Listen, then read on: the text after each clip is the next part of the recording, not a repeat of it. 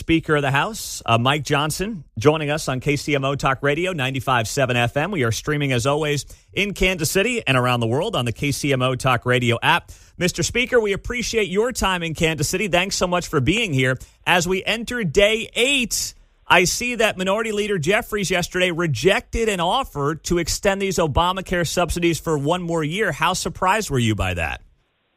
I'm not surprised at all. Good to be with you, and sorry I'm a minute late. It's pretty crazy on the Hill right now. I can't imagine. I tell you what, this is a political game that they're playing, and they keep giving us more and more evidence that shows that.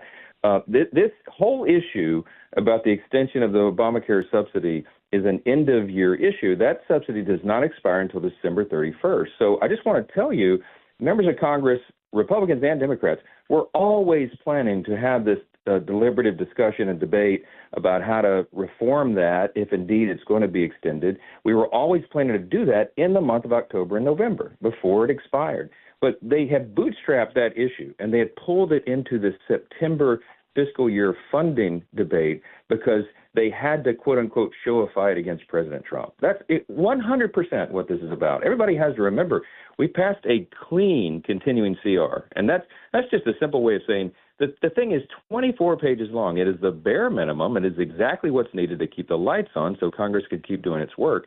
Democrats all voted for that in the past. In fact, they voted for the same instrument in March of this year. Chuck Schumer led the battle cry to vote for it.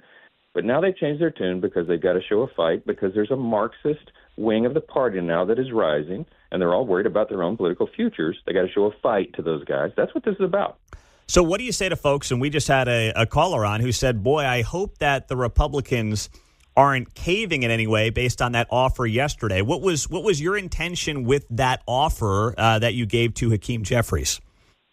Well, I'll let you in on a little secret. He didn't even send it to me because he knows we're not going to fold. He knows this is all nonsense. That was a pure publicity stunt. He didn't even. I haven't even seen his offer, and I wouldn't entertain it because our position has been exactly the right one. When they are willing to reopen the government for the American people, we can get right back to those debates.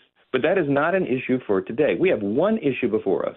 Are we going to punish the American people because Chuck Schumer wants political cover, or are we going to turn the lights back on and get things going? Real people are being hurt, in Missouri and all around the country. You have people who depend upon these federal agencies and their services that are not being provided. I mean, you have not just nutrition programs and those kinds of things, but you've got health services, to veterans. And, I mean, we have Border Patrol agents and TSA agents and our troops who are about to miss a big paycheck because of all this. They're serving and defending us for free. I mean, they've suspended the writing of flood insurance programs in the middle of a hurricane season. I mean, they're real costs to real people, and this is not a game, and we keep emphasizing that over and over. So just so we're clear, Speaker of the House Mike Johnson, this Hakeem Jeffries rejection of the extension of the Obamacare subsidies for a year, it was never an official offer from you. It was just like an idea that was floated out that he shot down.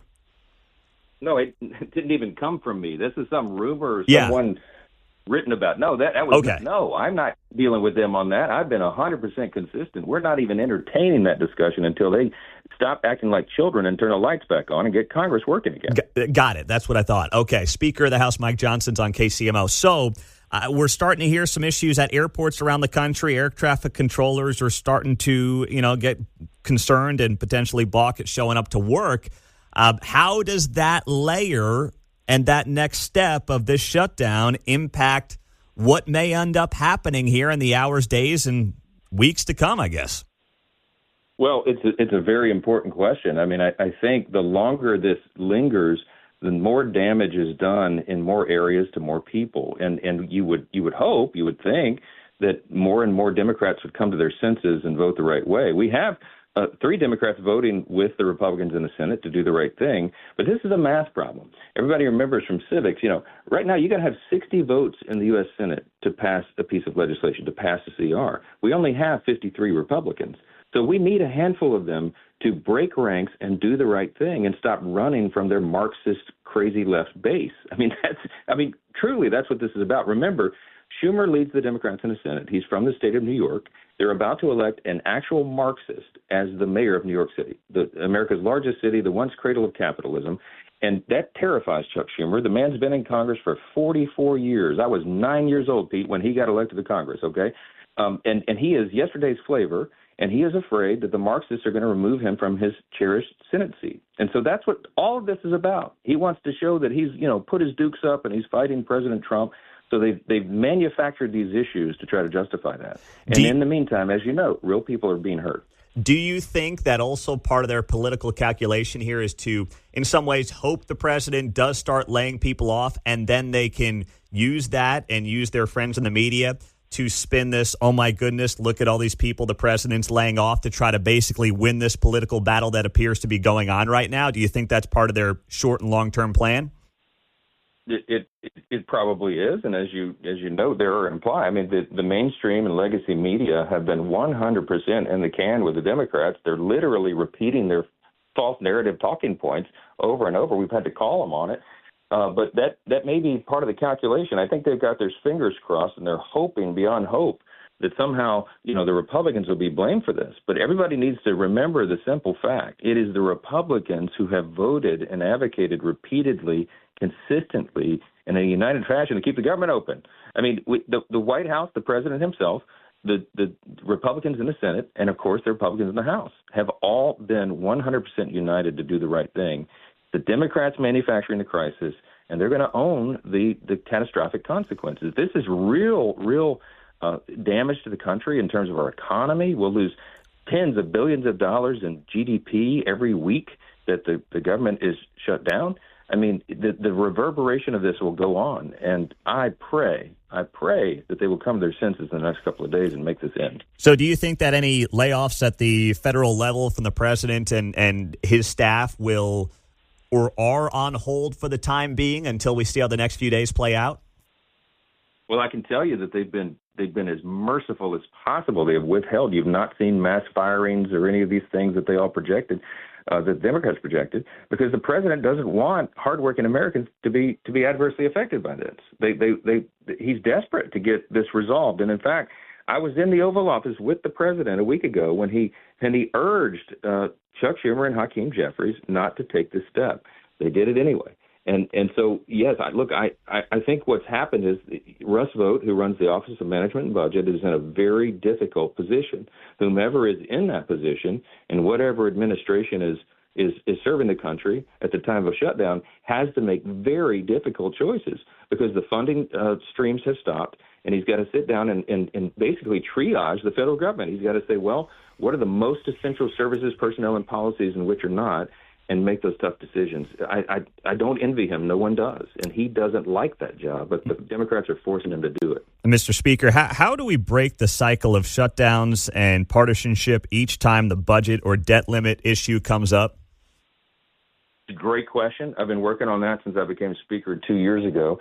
And the good news is we had finally broken the dam on that. And what that means is the way to solve this problem is to get Congress to function again and get back to the regular order, we say, of how the government's supposed to be funded. There's actually statutory law in this, the 1974 Budget Control Act. Says the Congress is supposed to do 12 separate appropriations bills every year. They're siloed into different areas so there can be thoughtful debate and discussion to ensure that taxpayer funds are being spent wisely. But that hasn't happened for a long time. Everything's crammed together in a giant omnibus spending bill at the end of the year, and people are made to vote up or down on something they didn't even debate.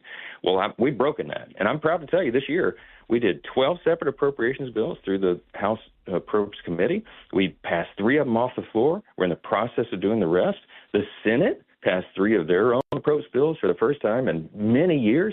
And when the 2 bills didn't match up, those sets of bills, they're in a conference committee to work it out. Everything I just described is small d democracy. That's how it's supposed to work, and that's how we act as good stewards of the people. And the way to fix this problem is to ensure that that process is restored. What they've done in shutting the government down is stop that process, which is really the whole point of all this.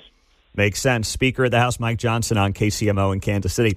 We appreciate the time, Mr. Speaker. Thank you to our mutual friend, Congressman Mark Alford, for helping set this up as well. And just so I know, if the FCC is shut down right now and there's a Kansas City radio host that says something that's not FCC compliant, can he get in trouble while the FCC is shut down or no? I tell you what, when you got a champion like Mark Alford and the other Missouri Republicans working for you, you're going to be just fine, my brother. I'll help you out as well. Hang in there. All right, Mr. Speaker, thanks so much. Keep up the great work. Okay, take care. All right, Mike Johnson, Speaker of the House on KCMO in Kansas City. Thank you to him. Thank you to, yes, Mark Alford for helping coordinate this. And I know the Speaker is going to be on Mark Alford's weekend show, a more long-form conversation. That is Saturdays at 1 p.m., and then Sunday mornings at 8:30 right here on 95.7 FM. So do not miss that Saturday afternoon and Sunday morning at 8:30.